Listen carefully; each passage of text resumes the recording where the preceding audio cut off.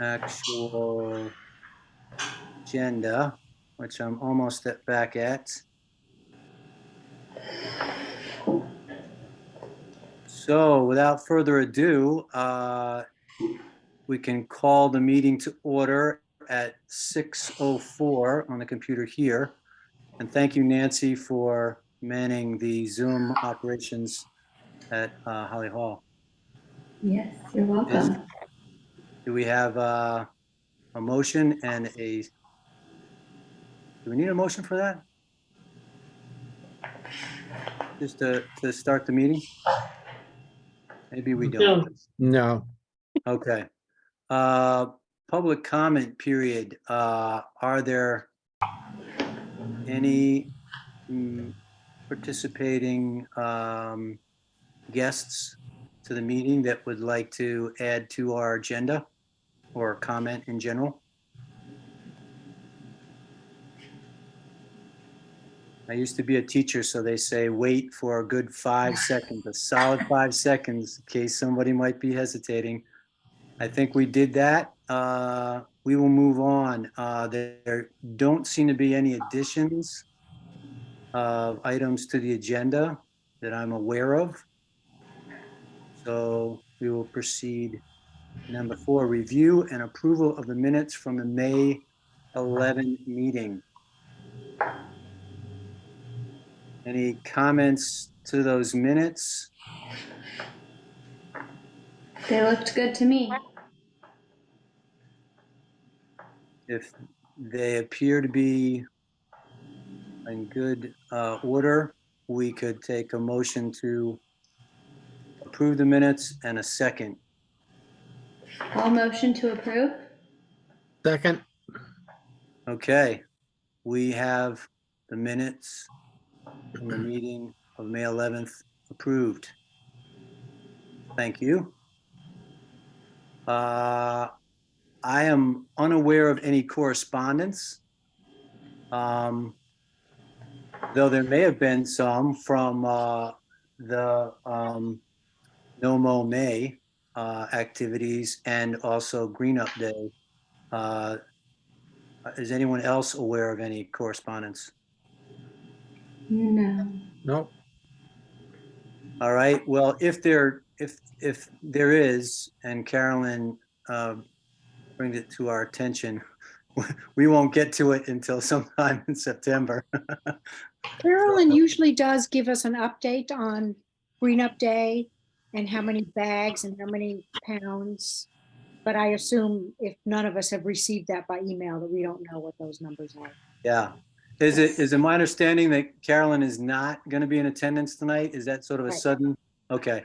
Because I didn't get notice, and I'd be happy to obviously conduct a meeting. I just on the spot. Here we go. Okay. Old business. Conservation Commission membership.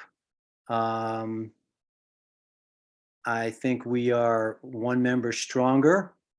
And I saw some correspondence. What was it involving? I'm trying to remember.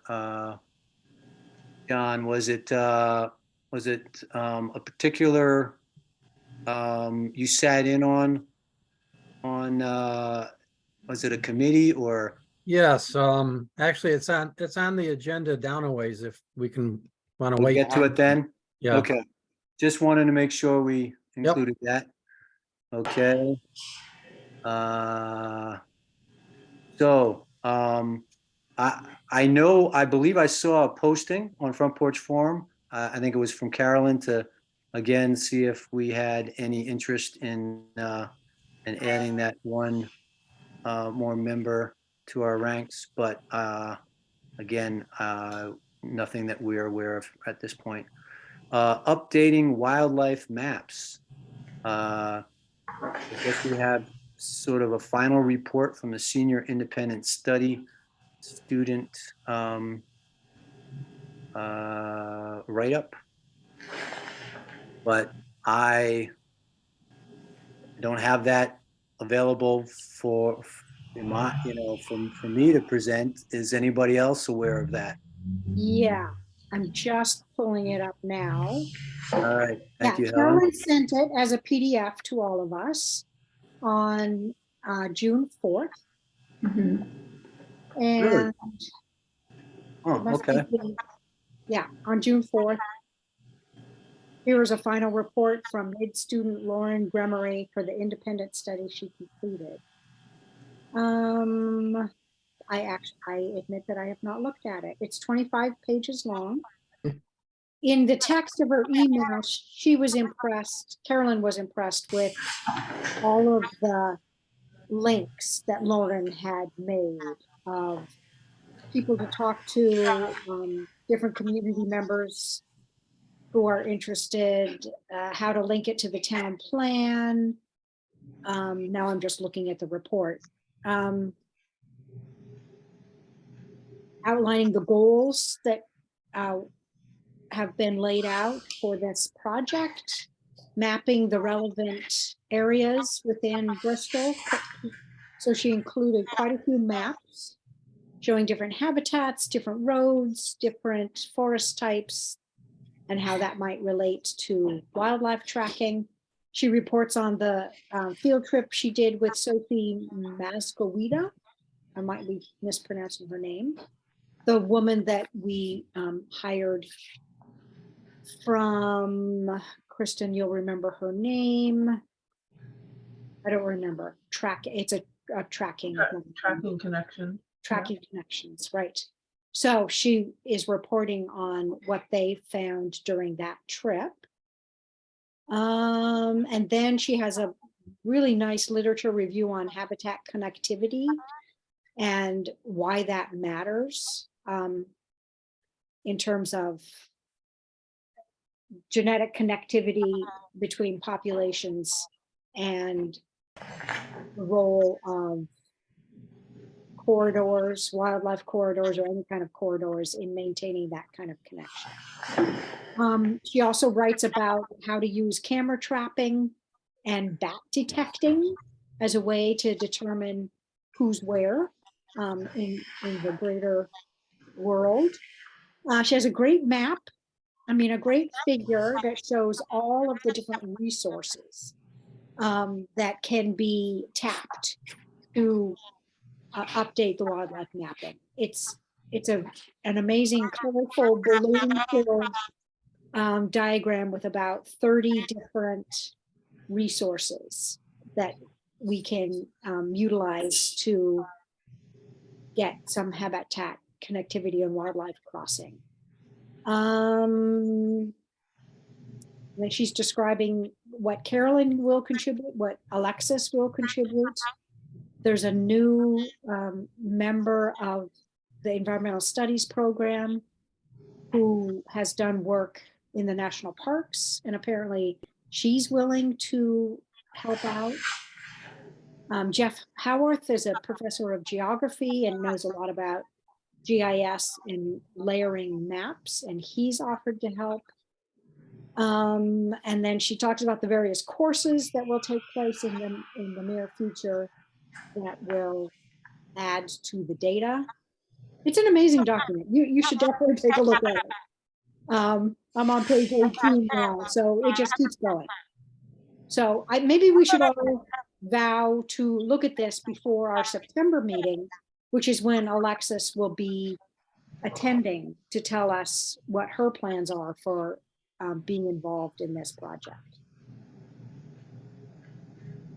That sounds good. Yeah, I looked at it and it's really well done. Yeah. It's thorough. Yeah, it's a significant piece of work. And I agree. I think it deserves some further discussion.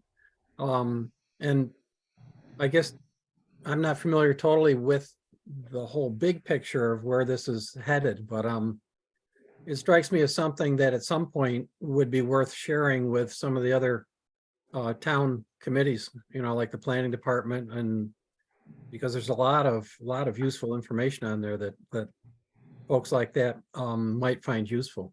Mm-hmm. Yeah. So I'm putting in the minutes that we will all read the report and be prepared to talk about it at our September meeting. Sounds like a good suggestion, Helen. I must admit that I overlooked that as it arrived Sunday, and I probably jumped into, I was away Monday, so I was probably playing a little bit of catch up. I did happen to read Kristen's Sycamore Park draft, though, when we get to that. Okay. Any more comments on the wildlife map and the final report? All right, let's move on. We have parks updates for Eagle Memorial, Sycamore, and Saunders River access. Sometimes we have the Bristol Parks person that helps us get some. Is it Zachary, I think? Is it Zach? Yeah, he's new enough that I cannot recall his name. But does anybody notice he's not in attendance tonight, right? Let's check the. It's not. No, okay. All right, I'm going back and forth to the agenda. We should make sure that he's notified of our meetings. I mean, it could be that he actually didn't know that we were meeting. Well, that's a Receive the good agenda. point. Yeah. I'm thinking Alex used to be on our email list, and so he was aware of the meetings. They But, did get an agenda. Bristol Rec got an agenda. Right, okay. I'm wondering if anybody can look back at what Carolyn sent out. So maybe we just have to make a note in the minutes to add Zach to the agenda that goes out from Carolyn. Yeah, Yeah, I don't, he did receive it. Bristol Rec Department does receive a copy of our agenda. Okay. He Just doesn't wondering. he doesn't have a specific email at Bristol Rec. It's just to Bristol Rec. Okay. Do you know if he knows of the history of the person in that position visiting the parks on a regular basis and reporting to us? I think he does. I mean, that's why he attended a few, maybe the last meeting or the meeting before that. So, but we could check in with Meredith and let her know. All right. If we're still on park updates, I do have a park update for Eagle. Sure. Go ahead, Kristen. So the Eagle Park Universal Fishing Platform has been redesigned. There has been a design for the repair of the Universal Fishing Platform. And the bid walkthrough was this week of potential contractors. And the bid opening will be Thursday, June 22nd at 10 o'clock at Holly Hall. And that is open to the public if anyone wants to go. There were a couple of topics that came up during the bid walkthrough, and they wanted our feedback on the Conservation Commission.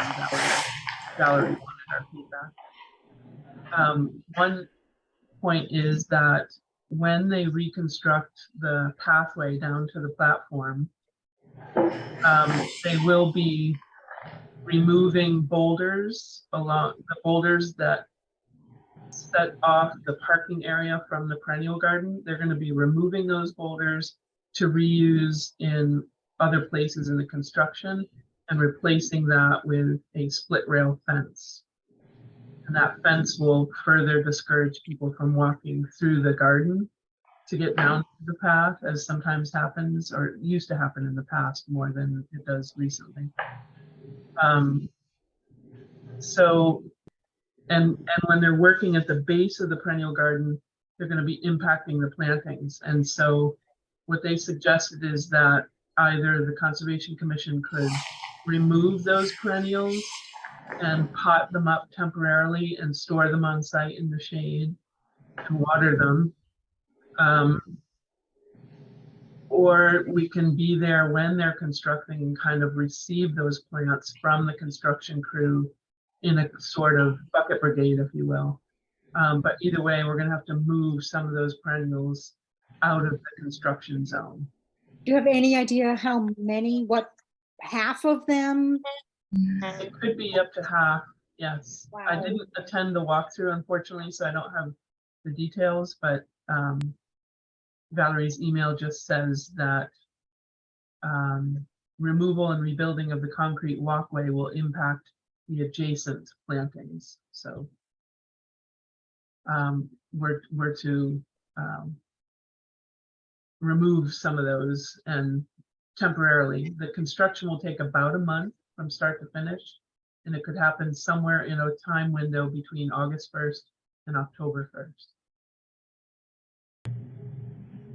So they needed to reply to the potential bidders pretty quickly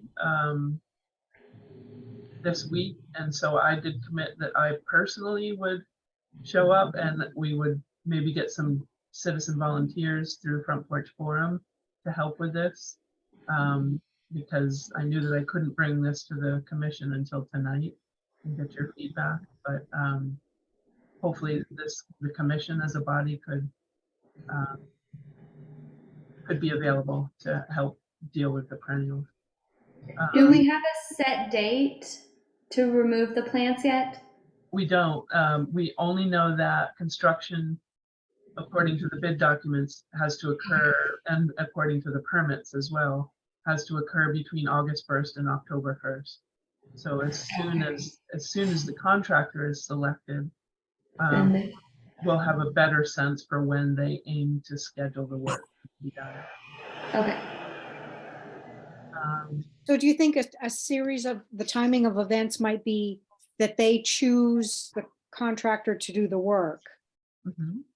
People can go out and with the contractor to determine what the what plants, how much of the garden needs to be dug up, Yeah, and then we proceed from there. correct. So we just need those dates of when the contractor will be out there. Yep. To see. Yeah. And obviously we're going to need a lot of pots. A The, lot of pots and a lot of are soil. they gonna provide it? Do we need to provide them? I have a plan of action. Are you ready? Yeah. So with my truck, I can bring up probably somewhere in the order of at least 10, maybe as many as 20 of they're called 1-gallon pots. We can always trim down some of the plantings, root balls if we need to. Again, I didn't have a chance to attend that work day this year, so I'm not as familiar. I'm harking back to 2 years ago. There's sort of the relatively flat level spot, and then it drops off down to the platform. So I'm guessing that it's probably more on that slope that we need to remove those. And if there is a way to find out what the scope of those are, we could get up there, pot them up, put them in my truck, I'll bring them back to my house. I'll water them, take care of them for the interim period. Because if they're going to be working there for a month, we got to move them off site, I think, for the ease of watering. And then my second question was the split rail fence, is that included in the bid then? Yes. Okay.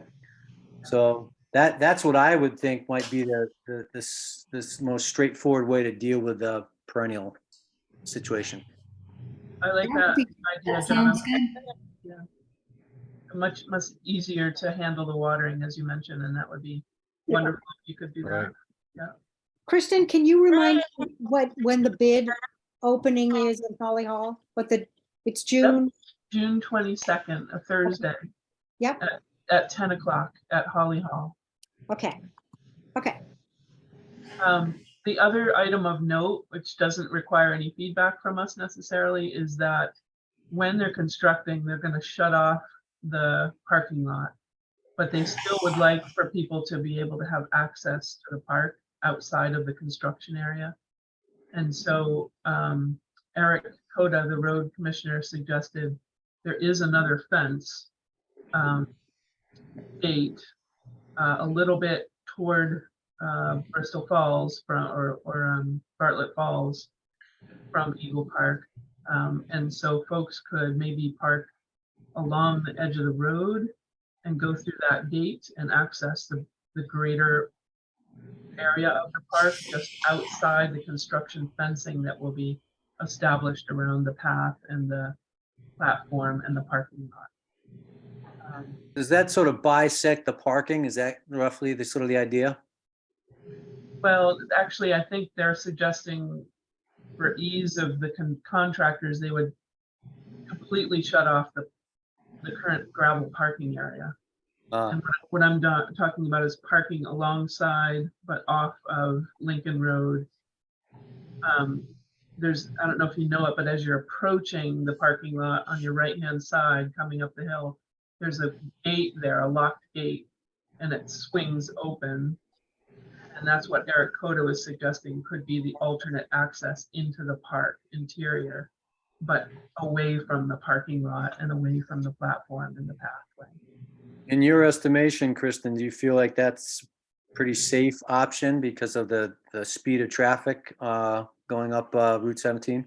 Well, there was a reply from. Or not 17, I meant to say Lincoln. Yeah, I know what you're saying. I think it may have been Eric Coda that replied his concern about traffic on Lincoln Road, which has been a recurring issue even down at Bartlett's Falls when there's a lot of people parked along the road.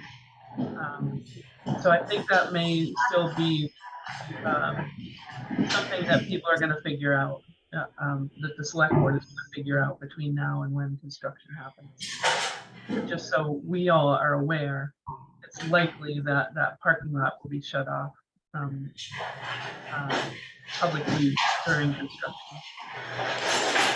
And somebody, There's quite a lot of background noise from someone. if people can turn off their microphones. Well, I think it's coming from the main office with Nancy. Right, so maybe if you can turn yours off until needed, that would be great. It's kind of hard to hear. Kristen, I think you mentioned the big window of when the project could occur. Did you give an estimate of how long they think it will actually take once they start to complete the project? Yeah, the contractors that were at the walkthrough estimated that the project would take about a month from start to finish. So once we have a sense for when they will start, it should take about a month.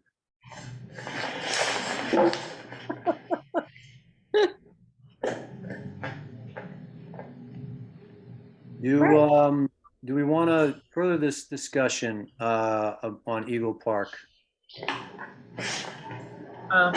One thought I just had was that if this happens during the time that we're taking hiatus as a commission, then I think we're just going to have to coordinate as citizens of Bristol over email between July and August and September. Right. That's when this is going to happen, and we're not meeting regularly during that time. Right, that's a good point. But as long as we can all be emailable and agree on a time to meet there and do the work, I think that's all we can do. Yeah. Thank you, Kristen. It's a lot of good information to work from. Let's see. Next, if we're not hearing anything further about the Saunders River access related to Sycamore, an email which was right next to that other one which I missed on Sunday. I guess it's related to the park brochures and access to for a church group. I was just picking up a little bit of the background on that with that the email that Carolyn sent out. Is anybody more familiar with that?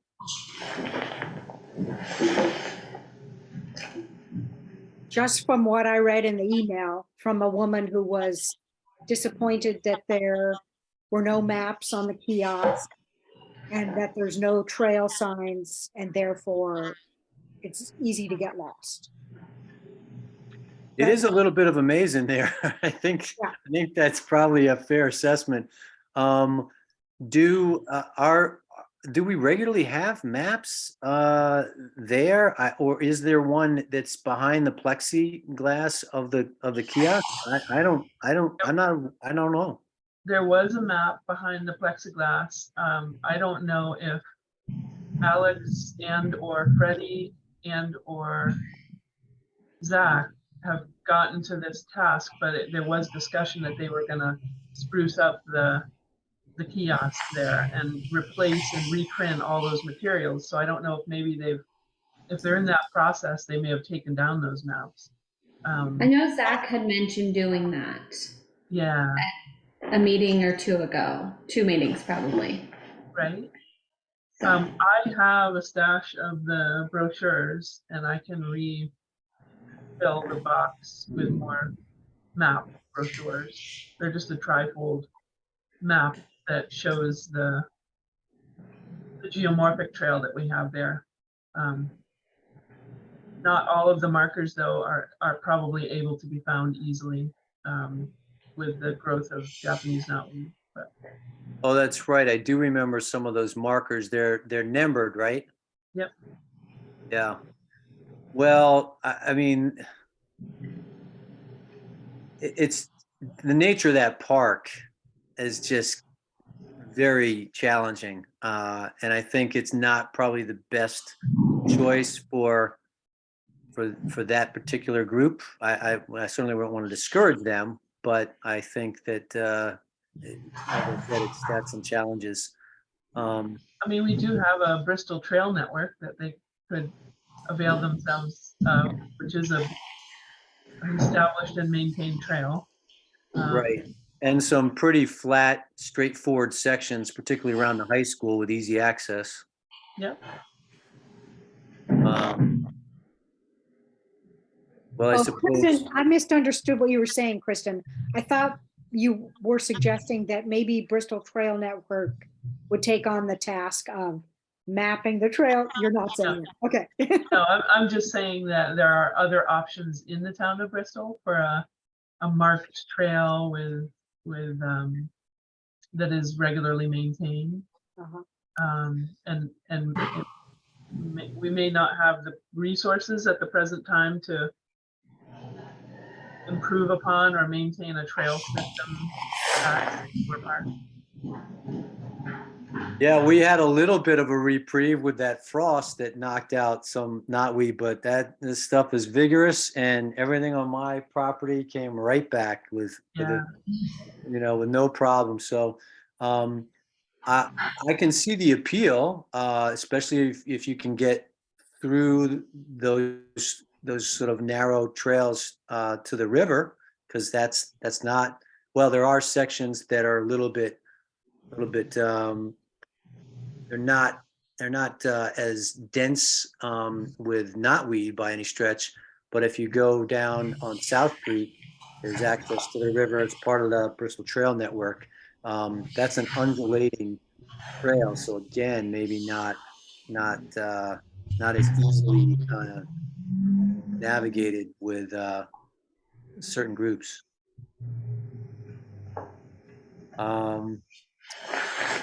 Well, how do we want? Do we want to have? Let's make a note that we can connect back with. I think was her name Ruth. Trying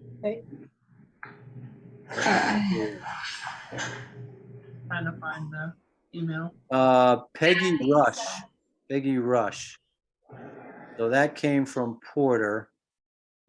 And there's a Ruth on there. yeah, there was some, I thought I asked Ruth for your contact. All right, that I picked up. Yeah. So that was just that was an intermediary. Okay. I think that's the thing to do is I will write I will send an email to Peggy giving a summation of what we discussed. And I'll just make 3 points. One is there are some challenges with Sycamore Park. And as far as just getting around the park because of the knotweed, which obscures some of the markings. That's point number one. Point number two will be that we suggest that there might be an alternative choice to use the Bristol Trail Network. And number three, if they do decide that they would like to still pursue Sycamore Park, that we have a member of the Bristol Conservation Commission that will bring some brochures to make them available at the kiosk. Does that sound good? Yep. Yeah, it also might be a good idea to put follow-up whenever our next meeting would be with Zach to see if the kiosk is being updated, like apparently was being suggested with the map or whatever. I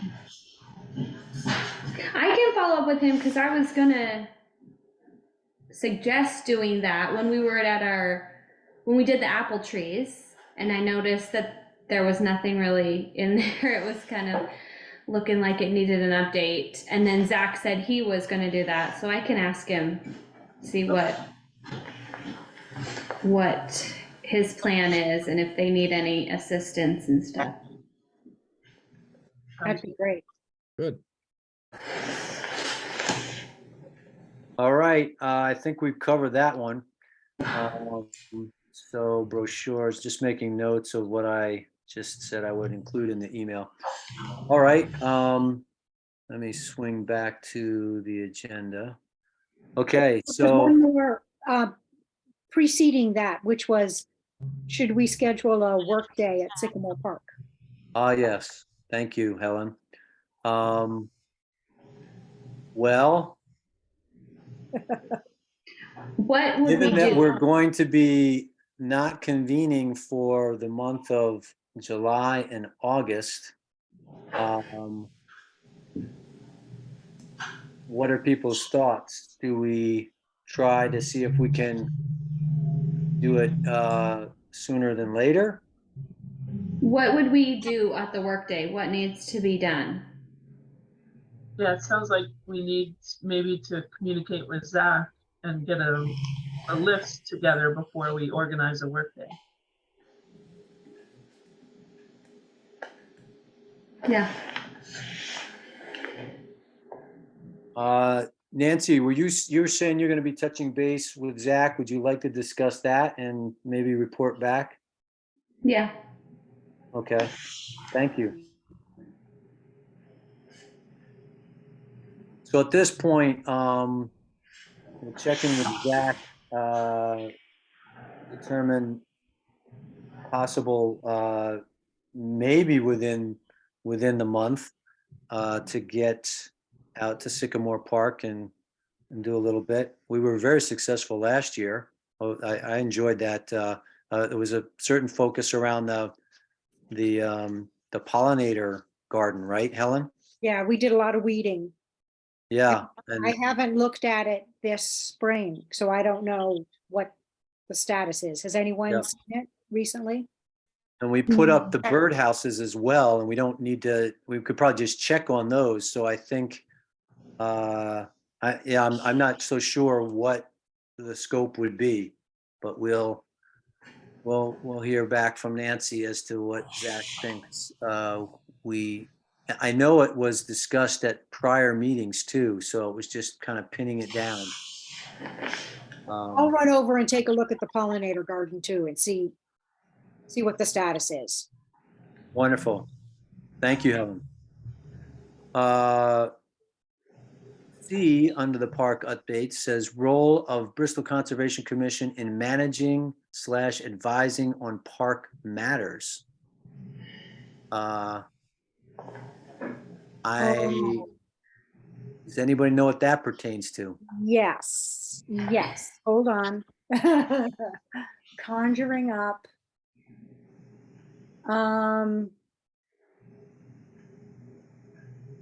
Yes.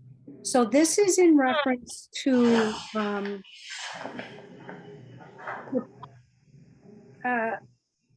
Knight is proposing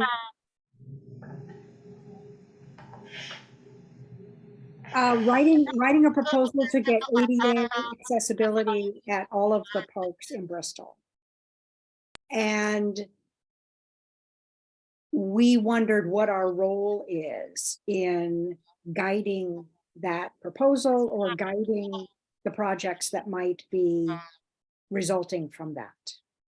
I think we were worried that she would write a proposal that would be funded, that would be constructed without consulting the Bristol Conservation Commission. And we might have ideas about ways to preserve habitats or, yeah, that's what I'm remembering. So I wrote Valerie, so that, hold on a second and I'll see if I can find that. I wrote Valerie asking her that question. So hold on one second. I'm going to step in for a moment, Helen, while you're looking that up. Yeah. It seems to me that we certainly have a role, and obviously the select board as well, especially it involves some levels of construction and also some sort of funds to expend. So I'm sure we would be involved. And that probably would be helpful for having some statement from the commission that Porter could include with the grant. What do you think, Kristen? You're a little more familiar with some of those details. Yeah, I mean, the Bristol Conservation Commission, together with the Select Board and the Bristol Rec Department, collectively jointly manage all the town parks. And so if there were to be a proposal of some trail construction or ADA trail construction, it's my opinion that the Bristol Conservation Commission should be consulted along with those two other bodies. And any grant that went in would need select board approval, prior approval, and so that process would spur folks to talk to both the Conservation Commission and the Rec Department as part of that process. I think there are some, we'll need to balance some of the, it's written into the Sycamore management plan, for example. We want to encourage public access and especially access for those who are differently able. We also need to balance that against the sensitive resources at our town parks. And so I think that's the role that we play as a Conservation Commission, is helping that dialogue, right? And thinking about where do we want to place an ADA accessible trail in such a way that it doesn't disturb the sensitive resources in that park. Yeah, I would imagine that there's resources financially that you have to be a little conscious of as well. So let's say, thinking of 3 parks, Sycamore is probably a little bit easier to manage with an ADA situation. I would think Eagle has the platform, so depending on how extensive you wanted to get, that may be already in play. And yet Memorial might be the most difficult, I think. Yeah. And For that sure. was, as I recall at our May meeting, Memorial was a concern about the prospect of what a handicap accessible would mean to big changes there. So that was a concern. Yeah. Memorial Park, I think the majority of that park would not be suitable for ADA. And that was the finding of Green Mountain Engineering, who did a review of the park for the potential for ADA accessible or compliant trails. But there were sections right near the parking lot and where it was feasible. And I think those are the areas that maybe Porter is keying in on as part of a larger proposal. Helen, you started the conversation. Were you in touch with Porter? How did you pick up No. on these threads? At the last meeting, we mentioned, maybe Carolyn mentioned, that Porter was planning to write a proposal to get ADA accessibility at the parks. And it raised the question of what is our role? Do we need to read these proposals and approve them? Should she consult with us? And unfortunately, I cannot find the email that I sent to Valerie. I'll keep looking for it. All right. And her response, yeah, I just can't find it. All right. Well, I think that it's going to be sort of a to be continued. Yeah.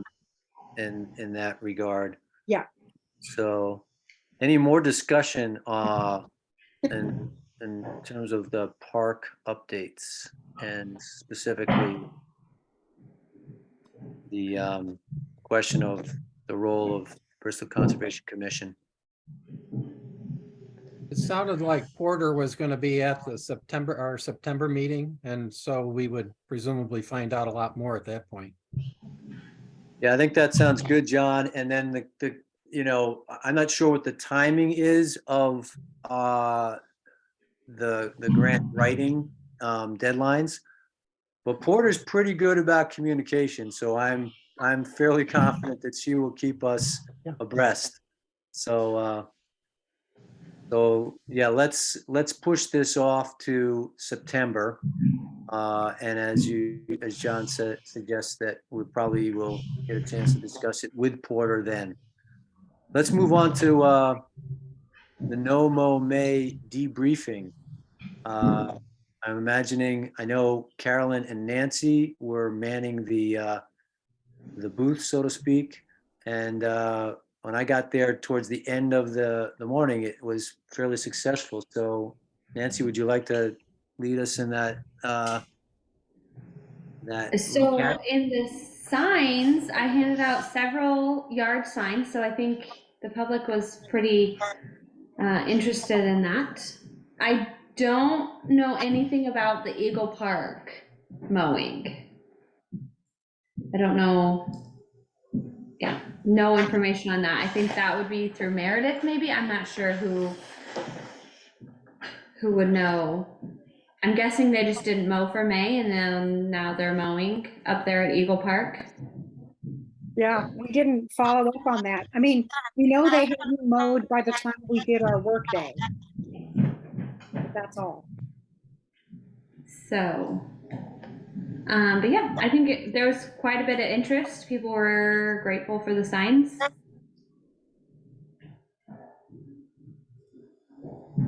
Wonderful. Then my personal observation was that we received quite a bit of rain very early on, and I thought, boy, this is gonna put a monkey wrench into things as far as people feeling like they got to get those lawnmowers going. Because I had some different things going on with some grass seed, and I could hold back on that. But other sections of the lawn just took off. So I think there will be, from year to year, just weather impacts that, either going to be more regular and a little bit more easy to follow that guidance of No Mow May, and other years where might just sort of spring jumps ahead pretty quickly. Any other comments, thoughts about the No Mow May? Given that it's Meredith who hires the landscaping service that mows, she may have received feedback as to what it was like if in fact they did not mow Eagle Park until the 1st of June, what did that look like? So I think we should ask for her feedback on this. All right, yeah, let's have that in the notes.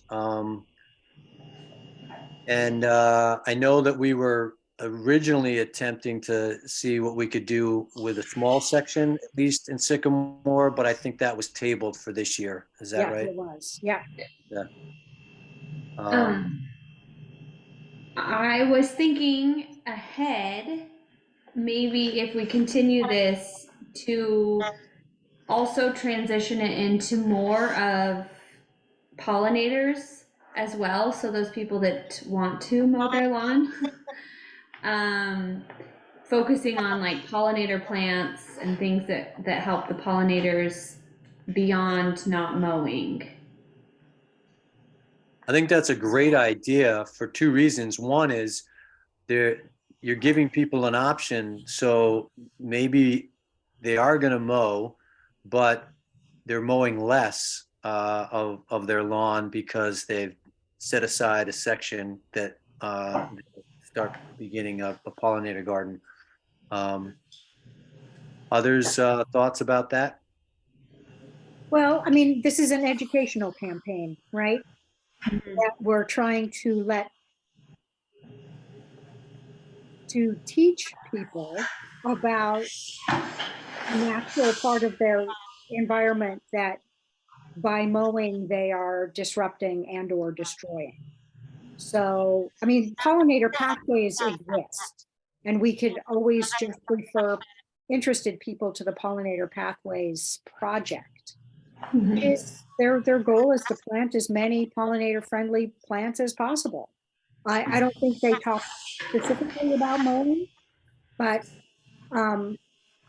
I think this is a matter of just getting the word out to people that a monoculture of grass does not benefit any animal except humans. And but I don't know. I'm not proposing an evening seminar at Holly Hall for people to come learn about pollinators. It might be just repeated front porch forum posts with links to information.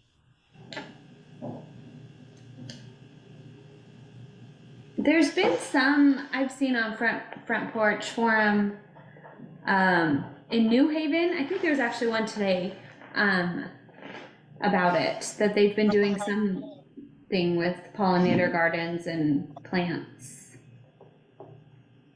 So I think you're there's right. I recall that as well. I think it's going to be a slow build if it can catch on. It's just, it's not an immediate thing. I think that people are latching onto. I think they're seeing if they can integrate it into all of the other things that need to happen in spring, because you have spring cleanups, you've got just a whole host of other things going on, and but I think as Helen points out, it's a role that we play educationally, and then as Nancy mentions that maybe there's a separate angle, which is the pollinator garden in addition to no mow May. So yeah, if we can make note of that for next year, uh, unless you think it's more timely to somehow have some more discussion about it prior to next May. Um, any other comments about the No Mo May?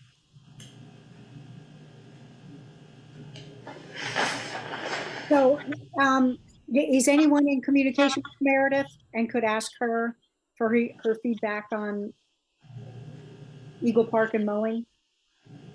I could ask her. I That'd be could great. send her an email. Great. Okay. Wonderful. Thank you, Nancy. I was imagining that there would also be a little bit of a debrief about Green Up Day, but I don't see it on the agenda. Yeah, Carolyn usually does that, and she didn't send all the statistics that she usually presents to us. So I assume we'll do that in September. Yeah, I think that sounds right. All right, then we will move along to park management plans, progress on reports and discussion. Uh, Is that, without it being more defined, is that Kristen? Is that the Sycamore Park draft? Yeah, and I can share my screen. Sure. You want to spend some time on that? By the way, an opening comment is it was very, very well written and very easy to follow, and I think it was very comprehensive. So thank you. I love reading these management plans because I learned so much about the Me too. history and the ecology. And yeah, I'm very appreciative that they exist. Yeah, Cool, cool. it's excellent. Yeah, and Christine- then, yeah, Oh, I was gonna say, can you share it or do I need to do something? I can share it. Okay. Let's see. I think I can share it. Oh, but it says host disabled participant screen sharing. Okay, You that's, can either let's make me a see. presenter or you can try and share it for Let's see, yourself. multiple participants can share. Yeah, that Is seems that like a what I good option. want? Yes. We'll try it. I Try clicked it. that. Let's try that. Okay. Oh, now I can do that. Okay. Okay. I've never been the host, so I don't know. Exciting. Can everybody see the plan? Yes. Yes. Wonderful.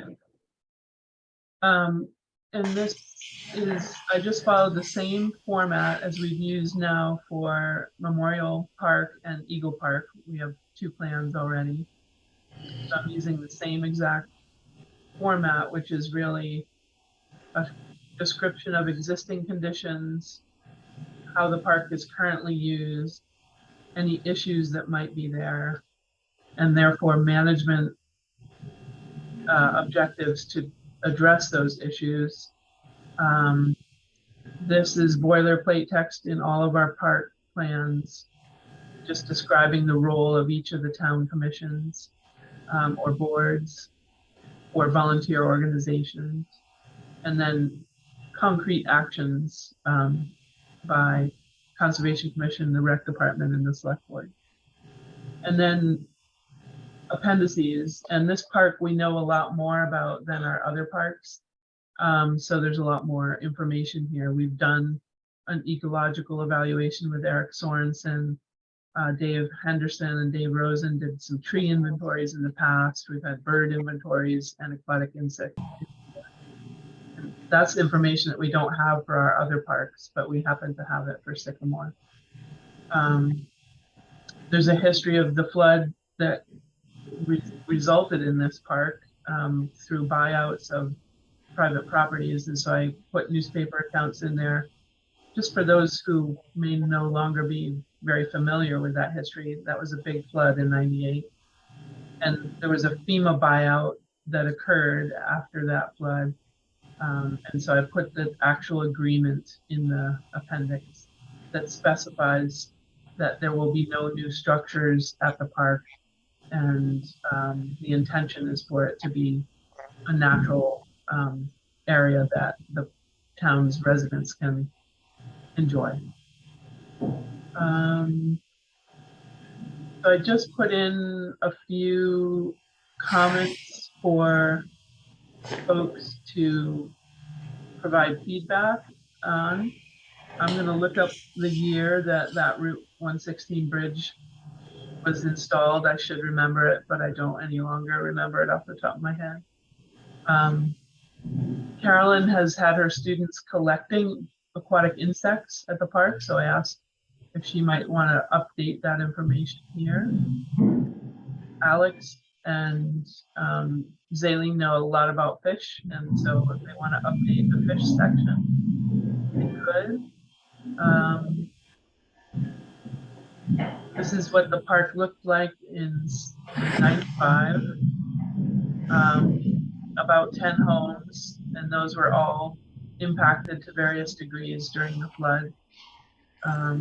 And they were all bought out after the flood, and that's resulted in the park that we have today.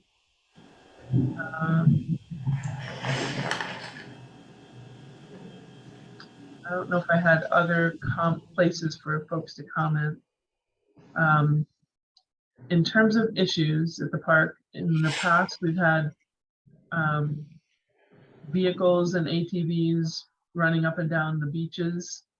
But the gate and the boulders that were installed around 2007, I think it was, really helped to cut down on that kind of activity.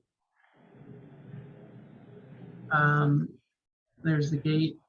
And then we also, it's very subtle. We don't see this so much anymore, but they did put in essentially, what do you call these? There's a word for them. And then the word is escaping me at the moment, but essentially Like a berm? it's like a berm, but it's a specific kind of berm that's cut through a gravel drive. They're usually done on forest pathways to help divert water. Right. But anyway, they were done at this park in order to discourage ATVs and vehicles from driving over to the river.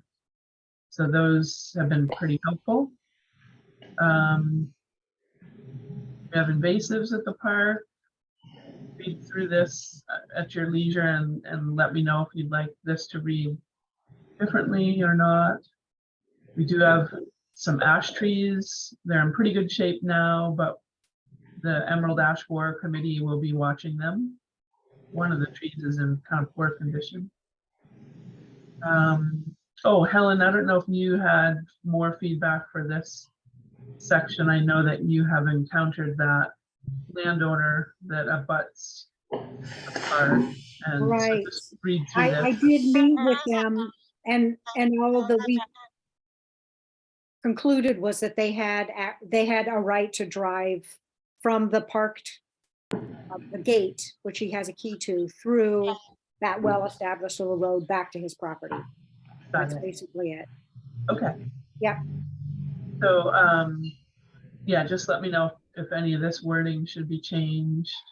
I did put in a section about accessibility and our work with the Bristol Trail Network and Porter. Just it's kind of enabling language if we do end up deciding that we'd like to support her proposal for ADA trails or other features at the park. I noticed that there's no mention of the pollinator garden. And I didn't really know where to put it, but Yeah.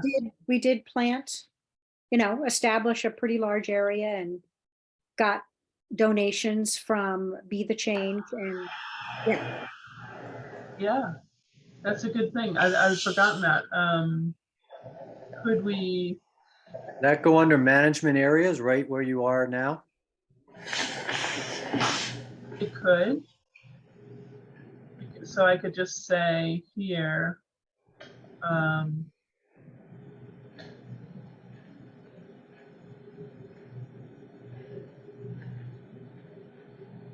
whoops, pollinator garden.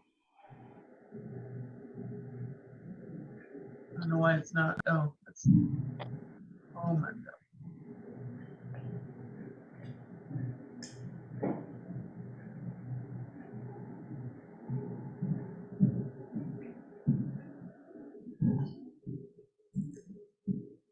Gardening.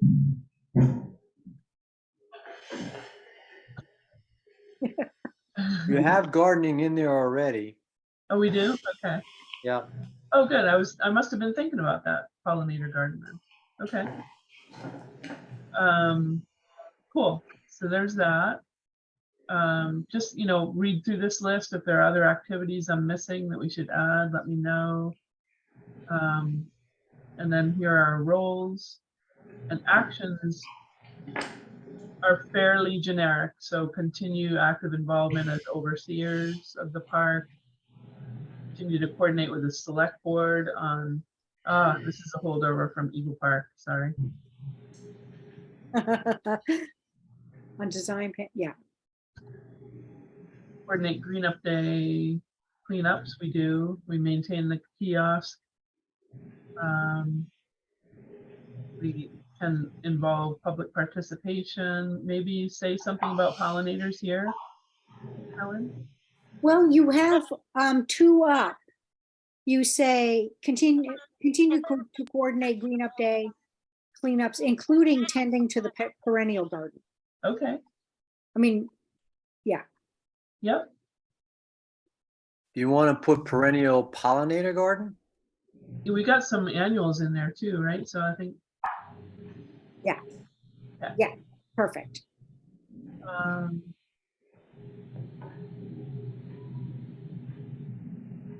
and all these are fairly generic as well.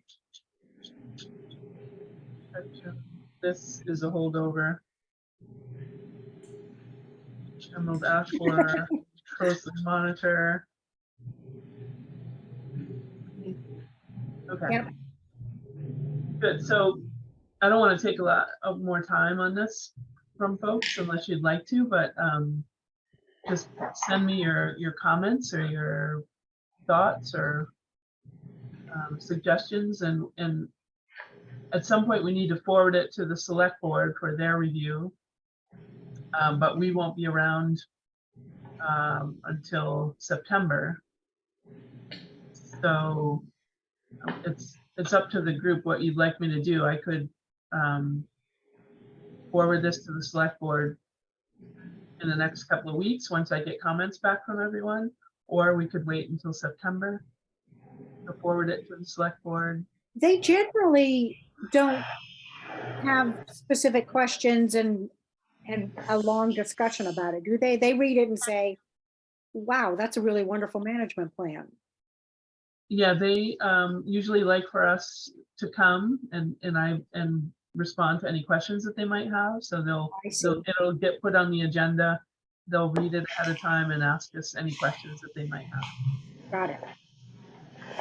I'm wondering if anyone has any idea of what's on their plate. Would it be better that we present it to them now and so they have, you know, what is it, 2 meetings a month, and they have an opportunity to absorb it within their agendas? Or would it be better served if we waited till September? And maybe that's a busier time for them. I'm not so sure. I have no idea. I can ask Valerie, if you like, what she would recommend for. She has a good sense of how full their plate is or not. So.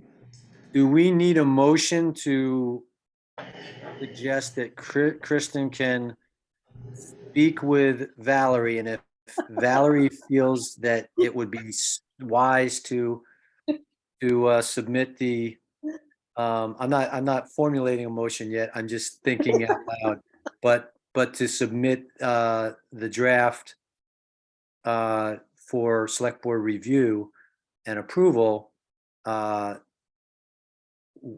within the next few months, or if Valerie thinks it's fine and we should wait and then bring it up again at our September meeting. I don't think we need a motion. We don't? Okay. I'm not aware. I don't know. I don't know protocol that well. Any thoughts, Kristen? I can just check with Valerie about when she thinks it would be the best time to send this to the select board, and I can report back. That I think a date is fine to report back to folks over email, even with the open meeting law. All right. So we don't need any motion to send this to the select board. We can just have you decide that it's in coordination with Valerie when the best time would be. I think so, if everyone agrees. Okay, that sounds fine to me. Yeah, Kristen, it looks very complete to me. Is anyone else besides the commission members reviewing it, or have you put it out anyplace else that you're waiting for comments to come back in? I have not at this time, but it would make sense to have, for example, Porter review it as a representative of the Bristol Trail Network. And the Planning Commission as well. Sometimes we just make the draft available to them at the same time as the select board. Well, I think, you know, that makes sense. But at the same time, I don't know that it makes any, that we should prolong it needlessly. So if, if that were to go through that process and you were to get comments back or no comments or whatever, it would seems like, it's pretty well ready to go to the select board otherwise. And another organization I should have added is the Bristol Rec Department as well. They should take a look because they're co-managing this park with us. So Well, it seems like the consensus after hearing John is that we leave it in Kristen's good care to pass along to the rec park and then check with Valerie and hopefully move it before the select board sooner than later. Does that sound like a good plan? Yep.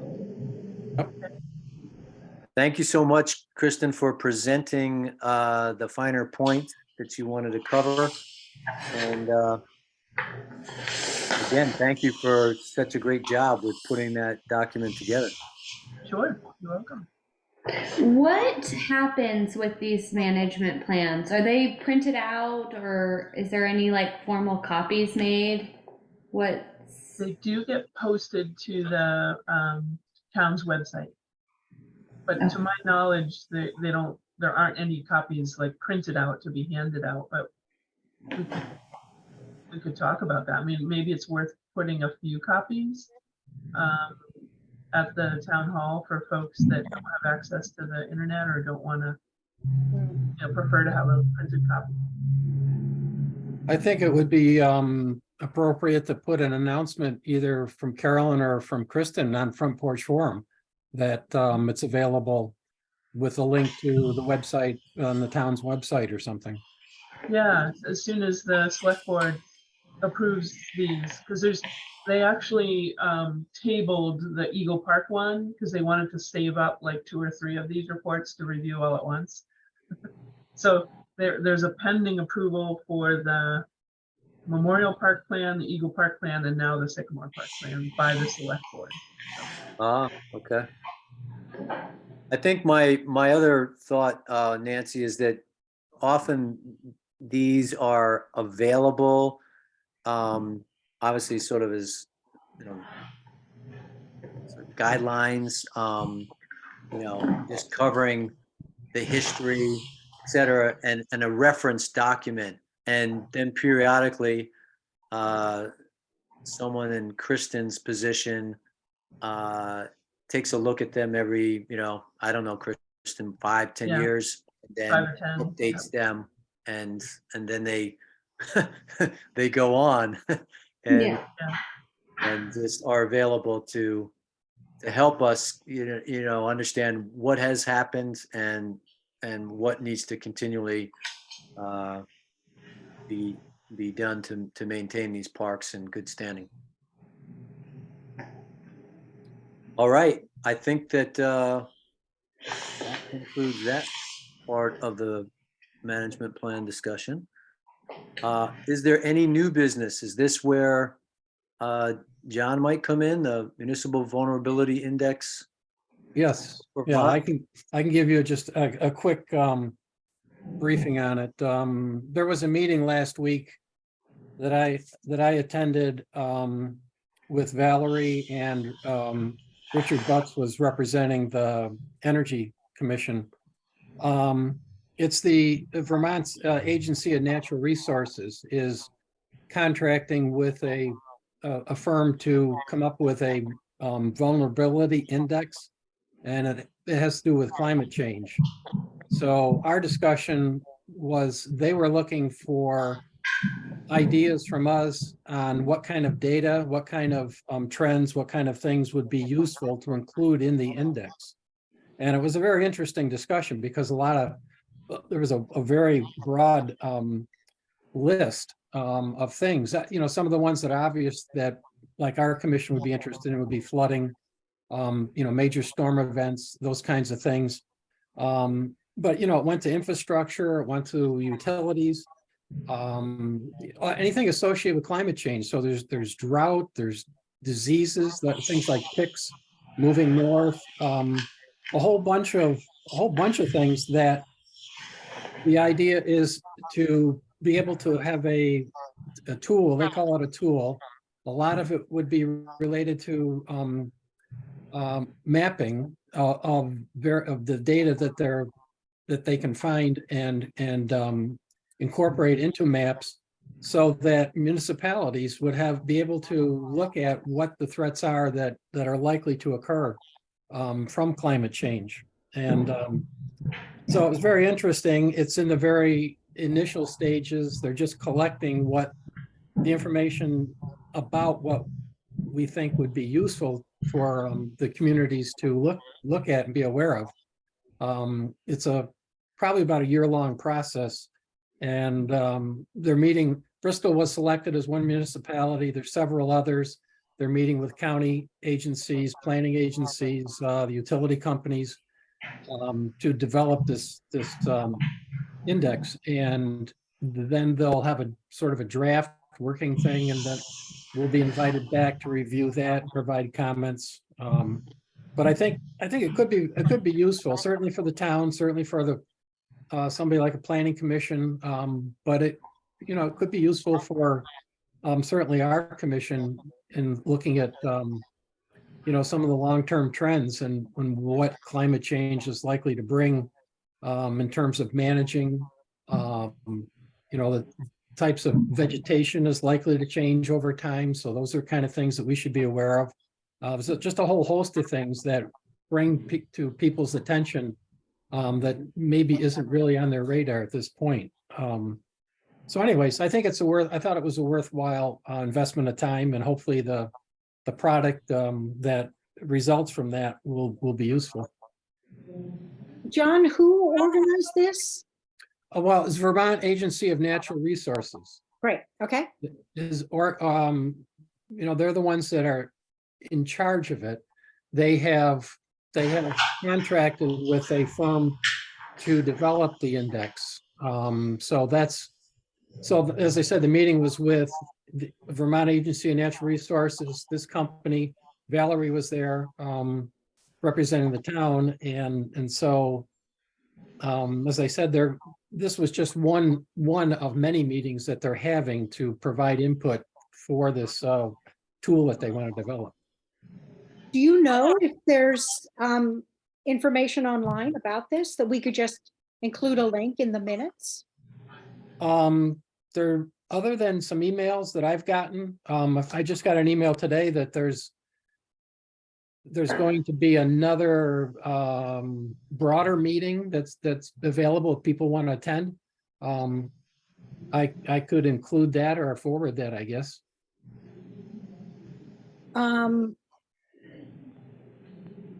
Yeah, so I just did a search for Vermont Municipal Vulnerability Index. Right. And it's a 3-page document that talks about the 6-point scale that will be evaluated. I'm just wondering if people want more information about. Yeah, I don't know about that. They didn't.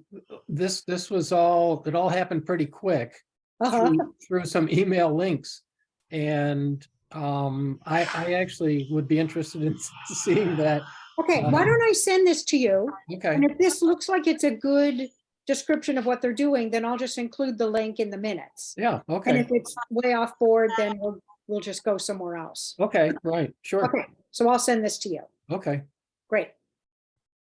The recent weather concern that was noted, I want to say in the last couple weeks, I heard it on NPR or VPR, the radio, was basically about there's the expectation that wind speeds and frequency of wind events are going to be greater in Vermont and New England in general. And I think we've already witnessed that with the storm back in December. If you drive River Road towards Middlebury, you'll see all those barns with the metal roofs that are just peeled right up. So I could see the document being very helpful as an advisory, saying we think these are things that are coming our way, and I can tell you, I'm thinking about the barns that I have here on the property, and they are secured by nails.